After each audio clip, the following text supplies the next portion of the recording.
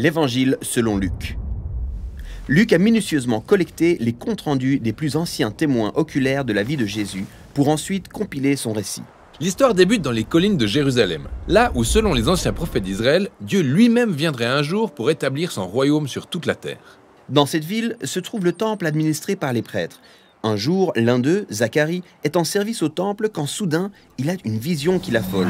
Un ange lui apparaît et lui annonce que sa femme et lui auront un fils. Comment ça? On apprend que Zacharie et sa femme étaient très avancés en âge et qu'ils n'avaient pas réussi à avoir d'enfants. Luc fait un parallèle avec Abraham et Sarah, les patriarches d'Israël, car eux aussi étaient très avancés en âge et n'avaient pas réussi à avoir d'enfants.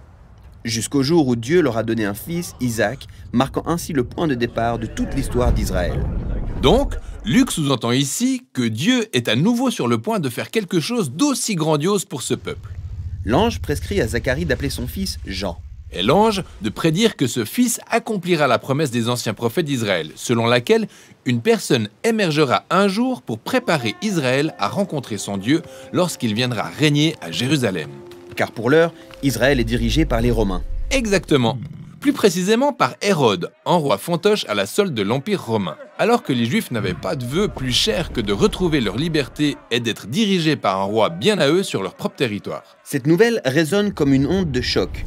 Tout va être bouleversé car Dieu est en marche. Mais en fait, comment va-t-il arriver? Eh bien, pour le savoir, Luc nous emmène hors de Jérusalem, puis dans une petite ville située sur les collines d'une région reculée appelée Galilée. Là, on fait la connaissance d'une jeune femme appelée Maria, ou plus communément Marie. Une jeune fiancée qui était sur le point de se marier. Quand un ange lui apparaît et lui annonce qu'elle va avoir un fils. Qu'elle devrait appeler Jésus, ce qui en hébreu veut dire « l'Éternel sauve ». Il sera un roi comme David et son règne sur le peuple de Dieu sera éternel. Puis Marie demande ok, mais comment est-ce possible puisque je suis vierge? L'ange lui dit que le même Saint-Esprit qui a ressorti la vie et la lumière à partir des ténèbres en Genèse 1 va engendrer la vie dans ses entrailles. Dieu est sur le point de se lier à l'humanité à travers la conception et la naissance du Messie. Donc Marie, une totale inconnue venant de nulle part, va sortir de l'anonymat pour devenir la future mère du roi? Exactement. Elle chante même un cantique dans lequel elle déclare que le bouleversement de son statut social présage d'un bouleversement imminent de plus grande envergure.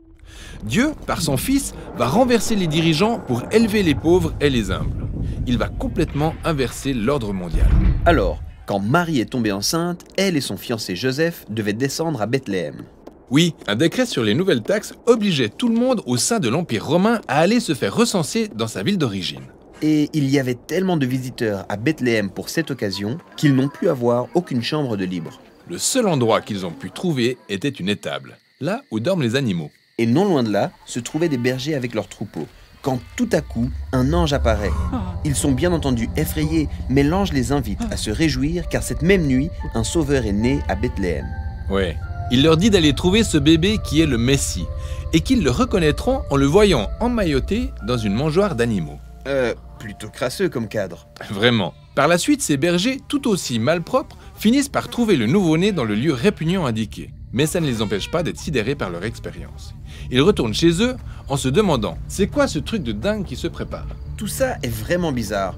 En fait, si Dieu doit vraiment venir sauver le monde, personne ne s'attend à ce que les choses se passent ainsi. Il naît dans une étable, d'une jeune mère quasiment adolescente, et il est accueilli par des bergers anonymes. C'est tout à fait ça.